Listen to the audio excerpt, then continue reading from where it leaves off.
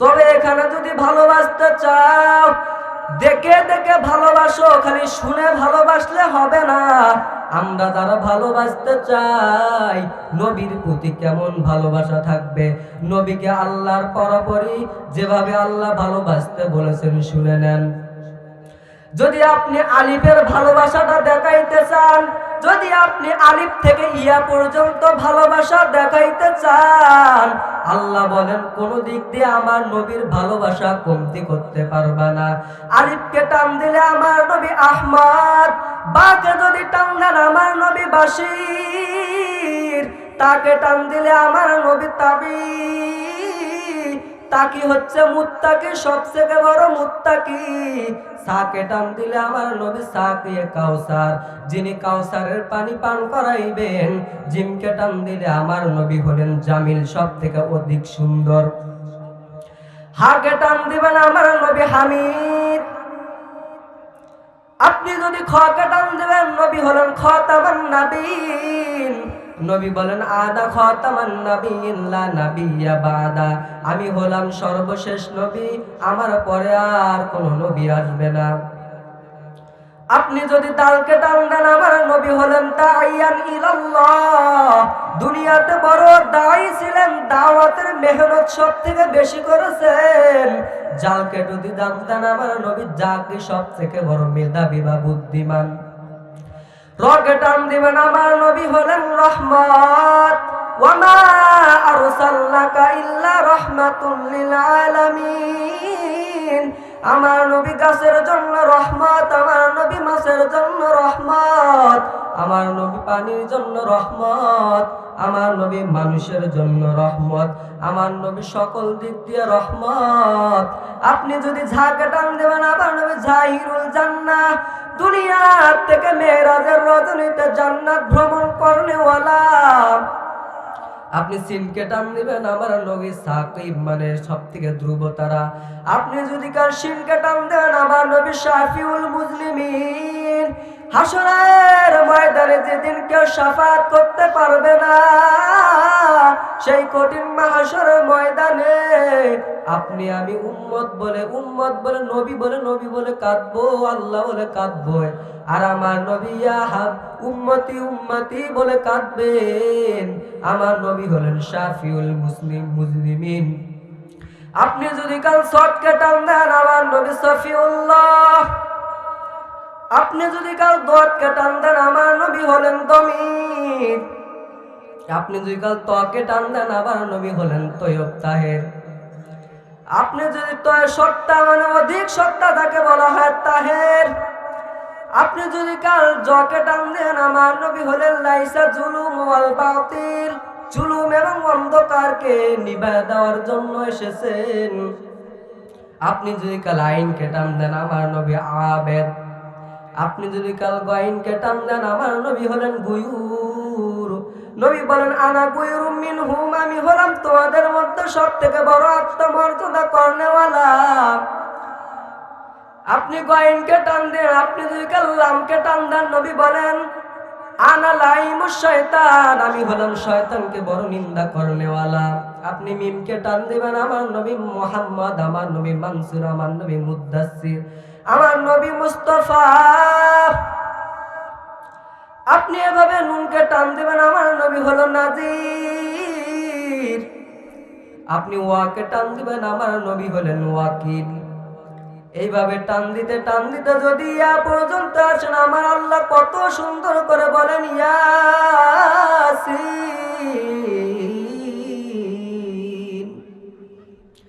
আল্লাহ নবীকে কত সুন্দর মায়া দিয়া ডাকছেন ইয়াসিন। আল্লাহ নবীকে যেখানেই ডাকবা সেখানেই পাইবা। অর্থাৎ আল্লাহ হলেন রব্বুল আলামিন, নবী হলেন রাহমাতুল লিল আলামিন। আল্লাহ হলেন খালেক, নবী হলেন তার সৃষ্টি আব। আল্লাহ হলেন রহমান, আল্লাহ হলেন গফফার, নবী হলেন রহমান।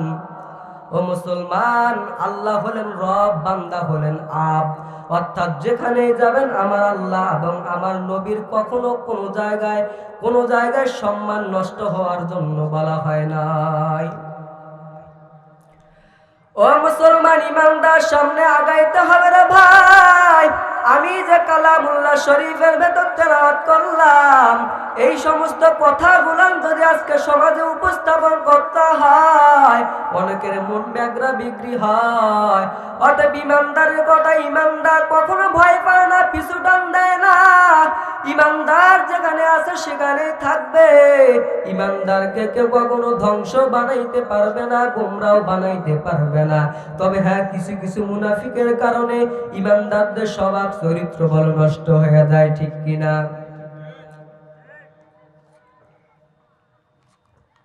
ওরা হলো ইমানদার নয়, ওরা হলো ইমানদার নয়, ওরা হলো ফাসিক ও মুনাফিক। মুসলমান ইমানদার, আজকে আমরা যে সমস্ত কথাগুলো বিশেষ করে আলোচনা করব, একটু লক্ষ্য করে শুনবেন তো। রাজি আছেন তো ইনশাআল্লাহ? ও মুসলমান ইমানদার, কি প্রথমে বললাম? সূরা আলে ইমরান 3 নাম্বার পারা 3 নাম্বার পৃষ্ঠা 13 নাম্বার লাইনের 31 নাম্বার আয়াত থেকে আলোচনা করতেছিলাম। এই আয়াতের সামনে দিকে যদি আগাইতে যায়, আরো সামনে কতগুলো আয়াত তেলাওয়াত করা লাগবে। তবে হ্যাঁ, আমি দলিলমূলক আয়াত কিছু আপনাদের সামনে তেলাওয়াত করে যাব। এই তেলাওয়াতের বিশ্লেষণ দিয়ে যাব, এর তাফসীর করে যাব। কোনো কেউ বিভ্রান্ত সৃষ্টি করবেন না, এটা শুনে রাখবেন। কোনো আলোচকের আলোচনা শোনার আগে এবং পরে এতটুকু মাথায় রাখবেন, বিরোধিতা করার পিছনে তার শুরু থেকে শেষ পর্যন্ত তার বয়ানটা শুনতে হবে। বয়ানটা না শুনে যদি আপনি বিরোধিতা কালকে শিমুলতলায় কিংবা শাহরবাজার বা সাদুল্লাহপুরের মতো করেন, তাহলে শাহী তালুক মুন্দুয়ারের হাজার মুনাফিকের ভিতরে 1 নম্বর মুনাফিক হলো আপনি।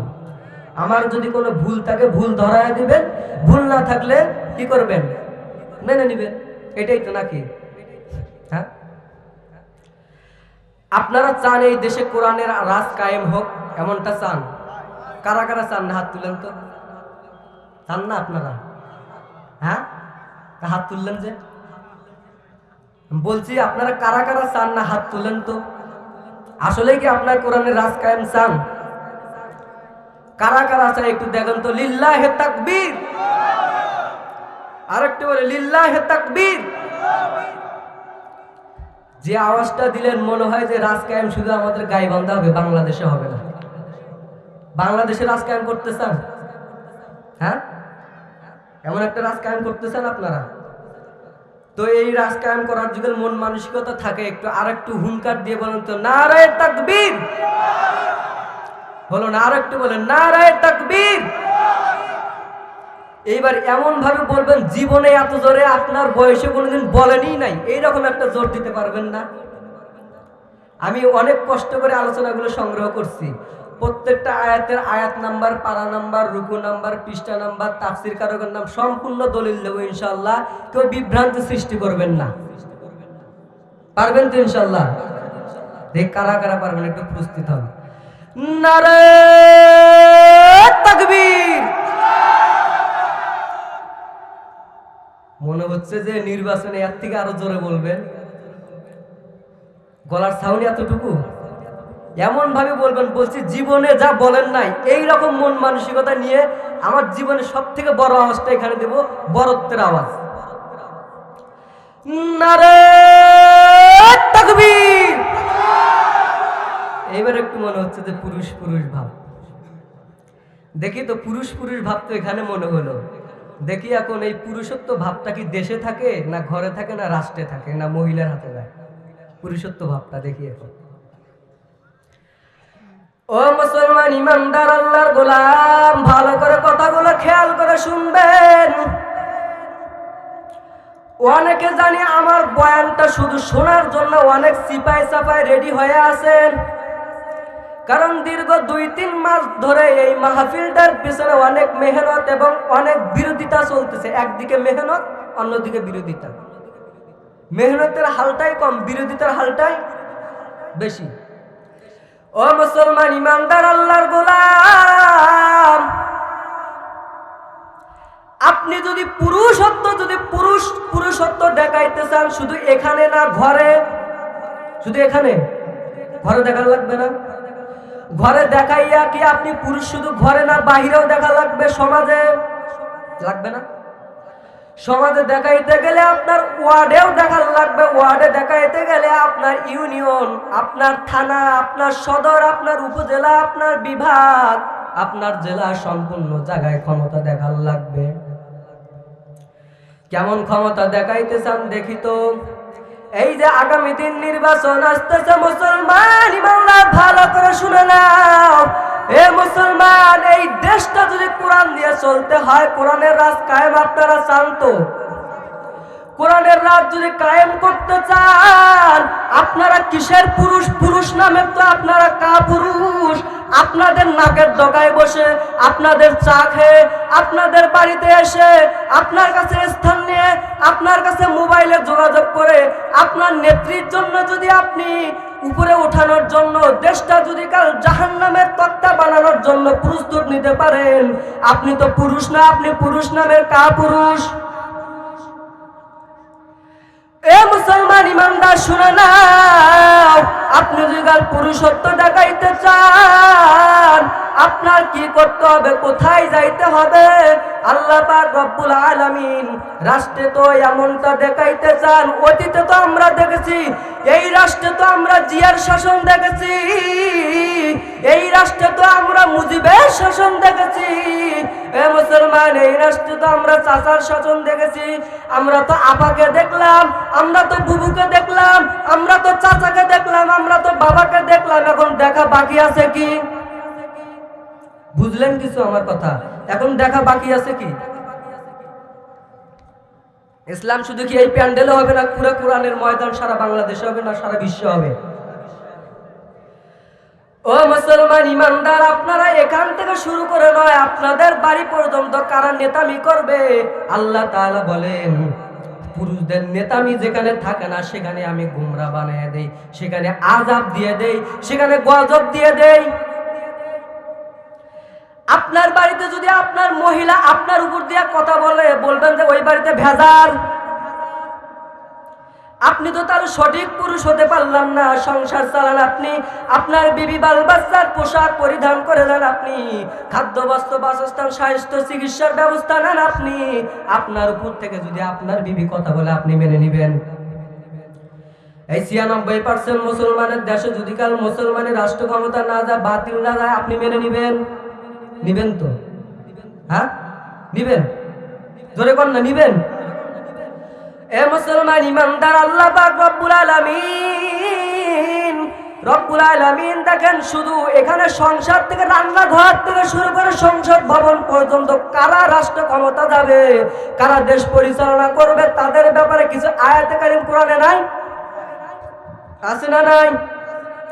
অনেকে বলতে পারেন, হুজুর কোরআনের ময়দানে রাজনীতির বয়ান কেন? আরে মিয়া, আপনি কোরআন সম্পর্কে কি জানেন? কতটুকুই বা পড়েছেন? নামাজের কথা বলা আছে ৮২ জায়গায়, সুদের কথা বলা আছে ৮২ জায়গায়, রোজার কথা বলা আছে শুধু এক জায়গায়, যাকাতের কথা বলা আছে এক জায়গায়, শুকুর খাওয়ার না কথা বলা আছে এক জায়গায়, সুদ খাওয়ার না কথা বলা আছে ৮২ জায়গায়, আর রাজনীতির কথা বলা আছে ৯০৩ জায়গায়। বিশ্বাস হয়? বিশ্বাস হয়? দলিল নেন না কিছু সামনে?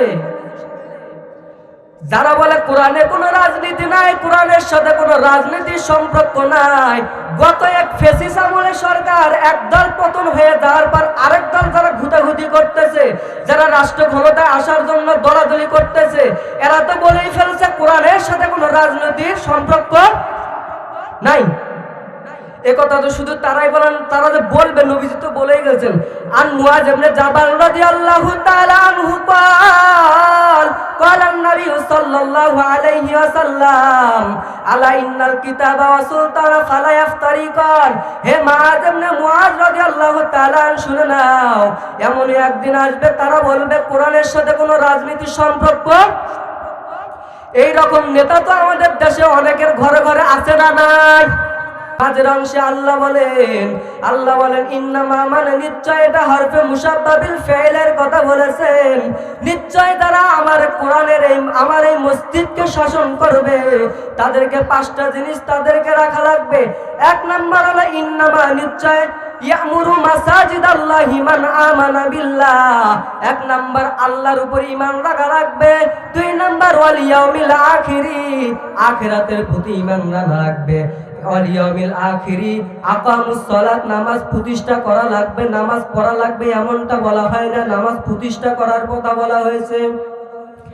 ওয়াতাজ যাকাত ওয়ালাম ইয়াখশা ইল্লাল্লাহ, তারা যাকাত নিজে দিবে, শুধু এতটুকুই না, যাকাতের প্রচলন ধনীদের নিকট দাওয়াত পৌঁছায় দিবে, ধনীরা গরিবদেরকে যাকাত দেবে, এমনটা একটা কথা বলা হয়েছে। এইটা যদি কাল তাহকিকের দিকে যান, আল্লাহ নিশ্চয় ইন্না দিয়েছেন, হরফে মুসাব্বা বিল ফাইলের সিগা ব্যবহার করেছেন। ইয়ামুরু এটার সিগা হচ্ছে ইসবাত ফেলে মাজি মতলব মাজহুল, বাব হচ্ছে নাসারা ইয়ানসিরু, মাদ্দা হচ্ছে আইন মিম র, এর অর্থ মূল অক্ষর হচ্ছে সে আবাদ করবে। ও মুসলমান, মসজিদে কেউ আবাদ করে? হ্যাঁ, মসজিদে কেউ আবাদ করে? তাহলে আল্লাহ বলেছেন মসজিদে সে তারা আবাদ করবে, আল্লাহ তো ভুল বলছেন না? হ্যাঁ, আল্লাহ বলেছেন মসজিদে আবাদ করবে। মসজিদে আবাদ করতে তো তার ফসল লাগবে, কিছু না কিছু। আমের গাছ কাটলে তো গাললে তো আম হয় না, ধান গাললে না কোন মানে এর জমিতে ধান গাললে ধান হয় না? না, আপনি বোঝেননি, শোনেন। আবাদ করলে আবার তো ফসল হবে নাকি?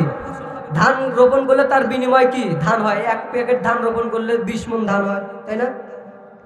আল্লাহ পাক রব্বুল আলামিন বলছেন তারা আবাদ করবে জমিনের ভেতর। কি আবাদ করবে? ও মুসলমান শুনে না, ওই আবাদটা হলো, জমিনটা হলো এটা আবাদ। এই জমিনের ফসল হলো আপনি, নান্টু মিয়া, সান্টু মিয়া, যে নামেই হন না কেন, আলা মিয়া, কুদ্দুস মিয়া, আপনি হলো আবাদ। বুঝেন নাই? আপনি আবাদে। আবাদের ফসলটা কি? আবাদের ফসল এই যে দাড়ি নামের একটা ফসল, এইটা আবাদের ফসল। এই টুপি নামের এইটা একটা আবাদের ফসল। এই লেবাস নামের একটা হলো আবাদের ফসল। ও মুসলমান, ও মুসলমান শুনে নাও, সত্য কথা বলা, এটা একটা আবাদের ফসল। তবে আবাদের ফসল পাইলে মালিক আল্লাহ, মালিক আল্লাহ। এখন জমি বন্ধক নেন আর কন্ট্রাক্ট নেন, এটারও একটা মালিক আছে না নাই? হ্যাঁ, আছে। কে? সভাপতি আছে না? অর্থাৎ আল্লাহ সভাপতিকেই বলতে চায়, মসজিদের যদি সভাপতিত্ব রাখতে চাও, তোমাকে কমপক্ষে 5টা দায়িত্ব রাখা লাগবে। ইন্নামা ইয়ামুরু মাসাজিদাল্লাহি মান আমানা বিল্লাহি ওয়াল ইয়াউমিল আখিরি আকামুস সালাত ওয়া আতাজ যাকাত ওয়া লাম ইয়াখশা ইল্লাল্লাহ। তোমাকে আল্লাহর প্রতি ঈমান রাখা লাগবে, তোমাকে দ্বীনের প্রতি বিশ্বাস রাখা লাগবে, আখিরাতের প্রতি বিশ্বাস রাখা লাগবে। এই সমস্ত 5টা দায়িত্ব তোমাকে দিয়েছেন। সেই দায়িত্বগুলো যদি তুমি না পালন করতে পারো, তুমি মসজিদের দায়িত্ব থাকতে পারবা না। আজকে মসজিদের সভাপতি বানানো হয় যারা বড় ধনাঢ্য ব্যক্তি, যারা বড় সুদখোর, যাদের কোনো গালে দাড়ি নাই, তাদের অর্থ সম্পদ আছে, এই কারণে তারা মসজিদের দায়িত্ব হাতে পায়। আল্লাহ বলেন এই সমস্ত ব্যক্তিদেরকে আমি দায়িত্ব দিব না, কোশ্চেন কালেও দায়িত্ব দিব না। এই সমস্ত দায়িত্ব তারা কখনো গ্রহণযোগ্য হতে পারবে না। ও মুসলমান, তারা যদি কালে এই সমস্ত দায়িত্ব নেয়, বলে তার বিনিময়ে কি হবে? সামনের দিকে আগে। আল্লাহ কি শুধু মসজিদ থেকে শেষ করছেন এমনটা? মসজিদে যেমন পুরুষের উপর দায়িত্ব দিয়েছেন, বাড়িতে পুরুষের উপর দায়িত্ব দিয়েছেন।